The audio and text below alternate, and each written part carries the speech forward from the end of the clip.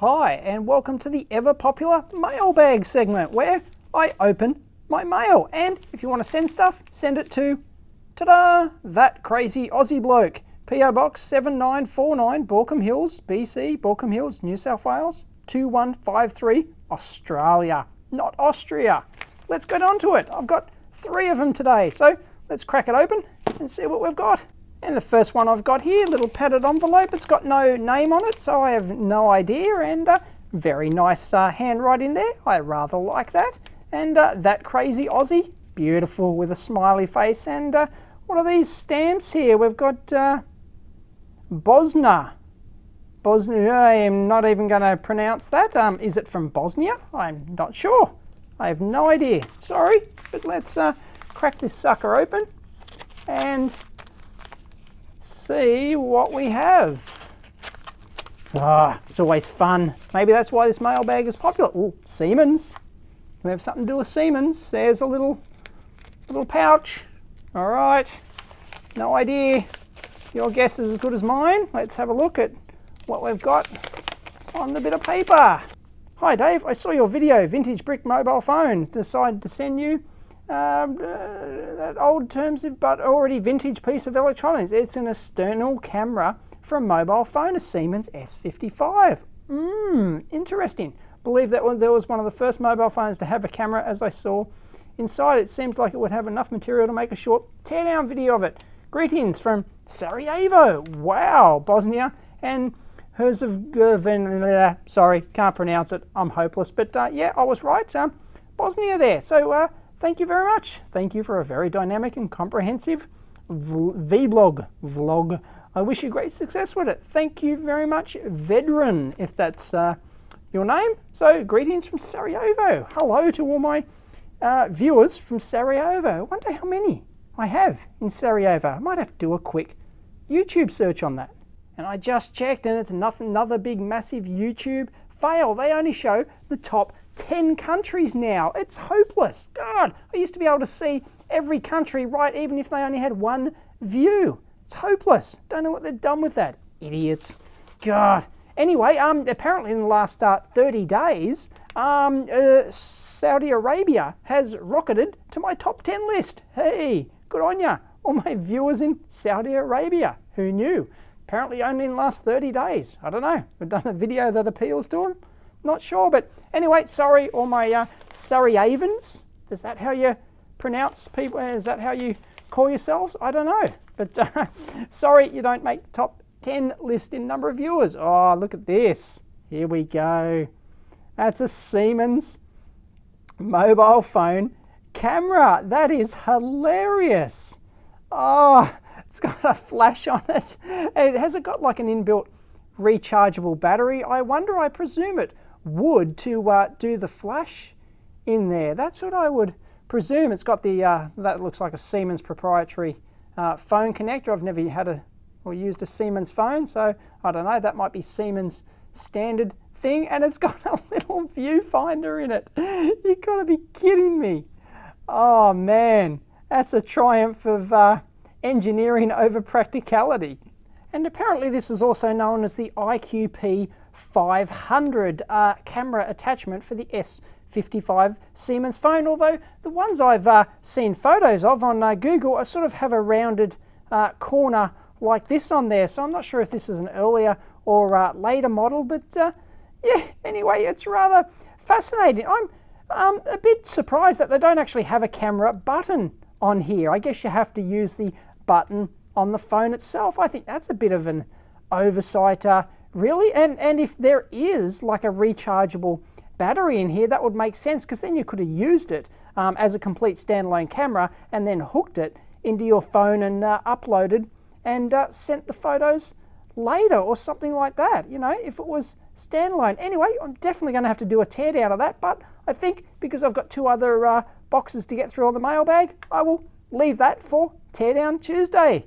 Thank you very much. And what do we have here? It looks like it's from Australia. Based on the stamps, it's from Inside Gadgets. Thank you very much, whoever it is from Inside Gadgets. We might find out when we open it. And the stamp, there we have a soldier playing the bugle, obviously playing the last Post, which is a famous war, trumpet solo to honour the dead. It was originally a bugle call for battle, I think. I don't know, something, I'm not sure. Anyway, we use it to honour the war dead. Anyway, let's open it up and see what we've got from Inside Gadgets. Let's see what's inside, ironically. Ta-da! Oh, here we have another kit. We have some, scribbled out, okay. Reusable bag. Let's have a look. Hi Dave, just another fan. Sending you a kit to play around with. Standalone temperature voltage logger, that's nice. And it's my first kit I've produced, available for sale too. Excellent, do check it out. I've included the first few pages of the PDF guide available from InsideGadgets.com. That's an excellent domain name, I like it. I'm surprised you're able to get that actually. So everyone, please check it out, InsideGadgets.com. Thanks for the videos, they're helpful to us young players. To save you time before trying to find the errata, blah, blah, blah. Yeah, great. All right. This is a standalone voltage and temperature logger kit. Beautiful. Version 1.0. Ta-da! Schematic, parts list, step-by-step guide. Beautiful. Oh, look at that. It's gone to a fair bit of trouble. It's got a photo of each part. Nice. Well done. There's the schematic. Let's have a look at it. What do we got here? All right, let's see if we can get this. Let's have a look. What have we got? We've got an AT Tiny 85 there. That's powered from VCC, which is,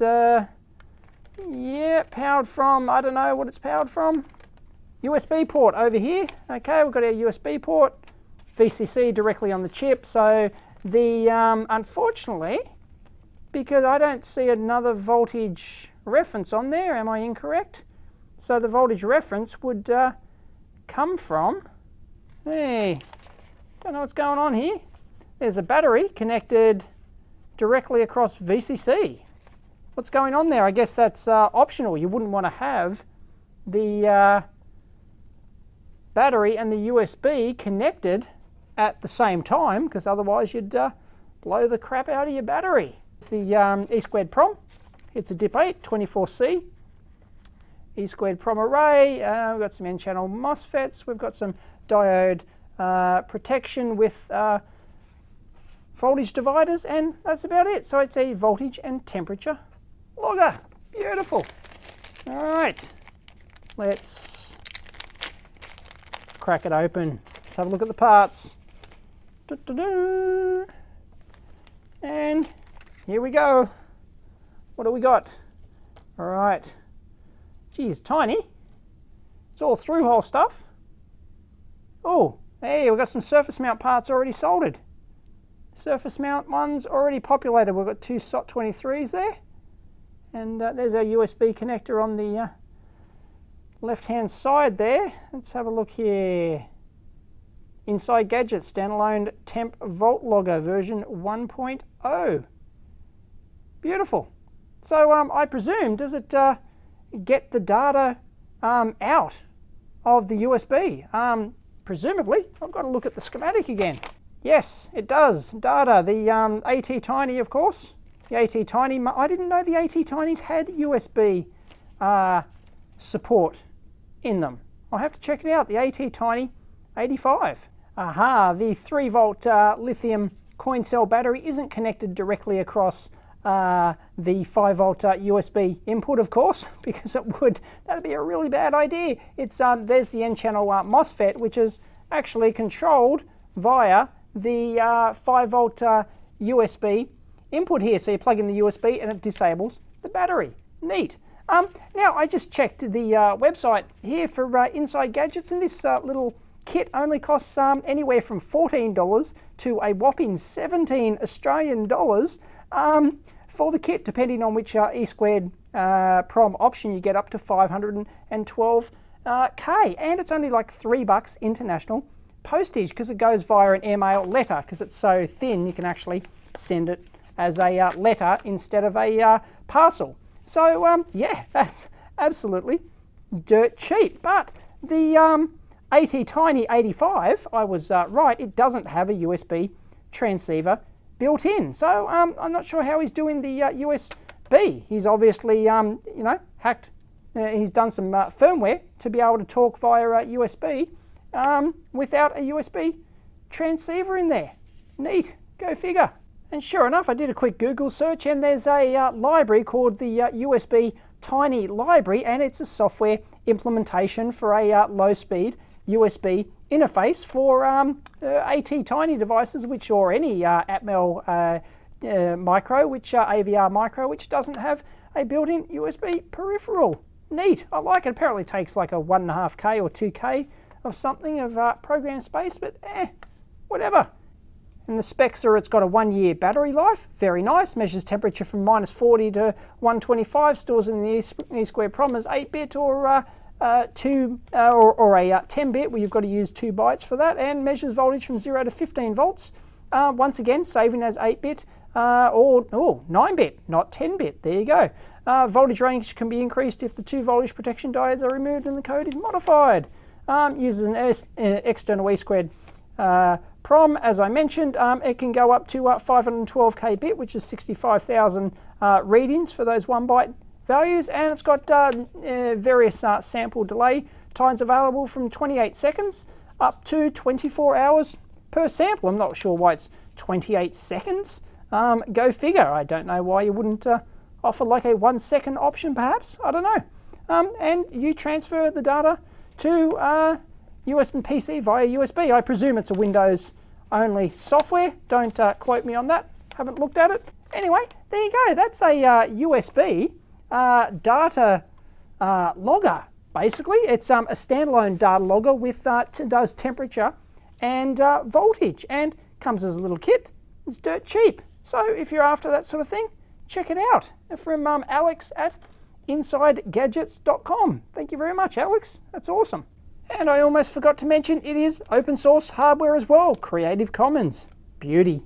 And the third one, I was very excited when I first opened the PO box and I saw a National Instruments box, because National Instruments make some some very nice high-priced engineering porn. But I don't think it's a National Instruments product. I think it's a reused box, and it's from Miroslav Bejtek. Thank you very much, Miroslav. He's from the Czech Republic, and his website is diyforfun.blogspot.com. So check it out. And we've got one electronic kit, another kit, $10 worth, but maybe that's just for customs purposes. Who knows? And we've got some nice looking stamps up there with some flowers on them from the Czech Republic. Beautiful. All right, well, let's open this thing up and see what we get. Da, da, da.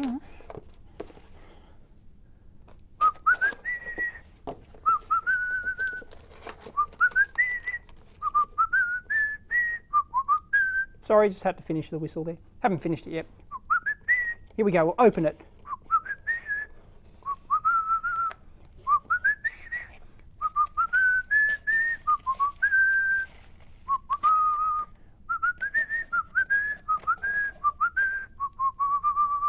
There we go.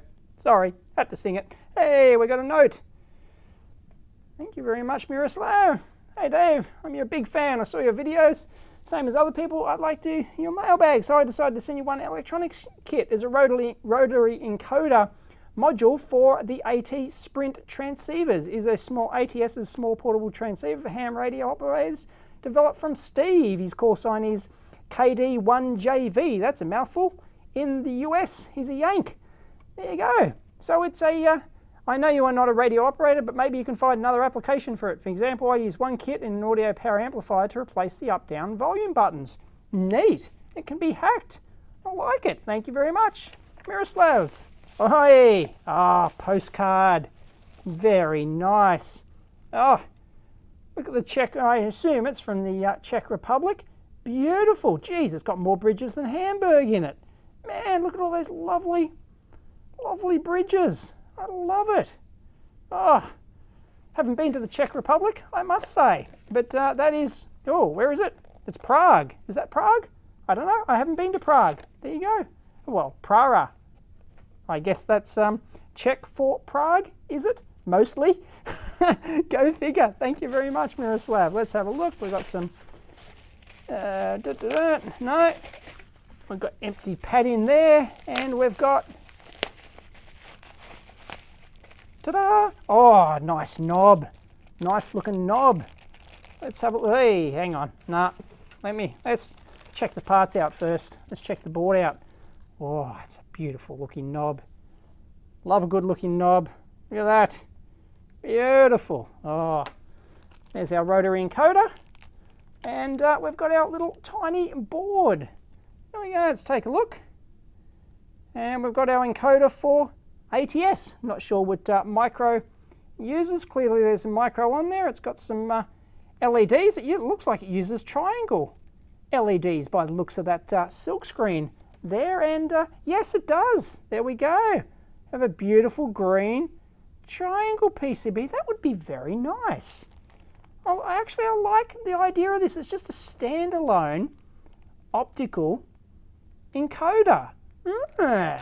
Beautiful. So, as he says, you can likely hack this thing and use it for other projects. So that's rather neat. I like that. Rotary encoder of ATS series transceivers. Yeah, it was designed for that, but I can see how you could use it for other things. And there you go. It's just a open collector output. Presumably the microcontroller is an AT Tiny 2313. It's just got a voltage regulator and an output. I presume. Oh no, three-way. Sorry, it's a three-way bus output there. So, and that's how you connect it into the transceiver. But if you haven't got one of these transceivers and you want to use it for something else, no problem. They've gone into a bit of effort with the documentation. Very nice photos there. Let's have a look at the schematic.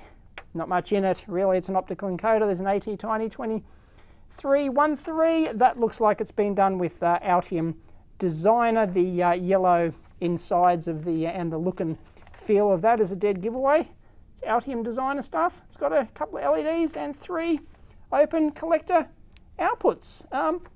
I'm not sure why they didn't use the direct open collector outputs on the micro, because you can just make them into open collector outputs by just either shorting the output low or making it an input. But this just allows a higher voltage operation and stuff like that if you interface into a higher voltage system. It's rather neat. I love how they've put the 3D render of the board on their schematic. That's very nice touch. I love schematics that are finished like that, that actually, you know, have like image photos on them, photos of the chips, pinouts of the chips, things like that. In this case, they've got the full overlay. So you only need the one PDF file for assembly, and you've got the schematic as well. Beautiful. Good job. So I rather like that. I think I might build that little sucker up. And the rotary encoder used in this thing, it's got the 2 extra pins over here, as well as the standard ground with the A and B phase outputs there for the rotary encoder. Those 2 extra pins means it must be one of these push types.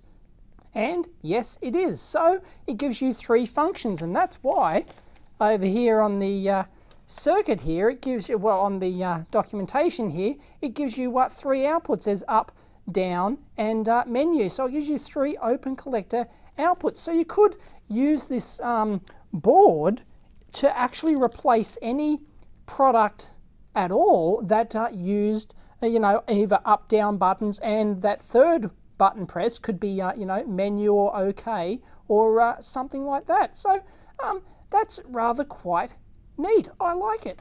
So thank you very much, Miroslav. It's excellent. He sold almost 200 units, mainly into the US and Europe. So if you want to check that out, jump on over to Miroslav's website. Where was it? Did he have it? Yes, he had it. There we go. Go to DIYforfun.blogspot.com, and I'm sure you can buy the kit directly from Miroslav. Thank you very much. And that's it for this week, I guess. It's not quite a weekly thing, but I'll say that that's this week's mailbag. I hope you liked it, and if you want to discuss it, jump on over to the EEVblog forum, and if you like the video, don't forget to give it a big thumbs up. Catch you next time.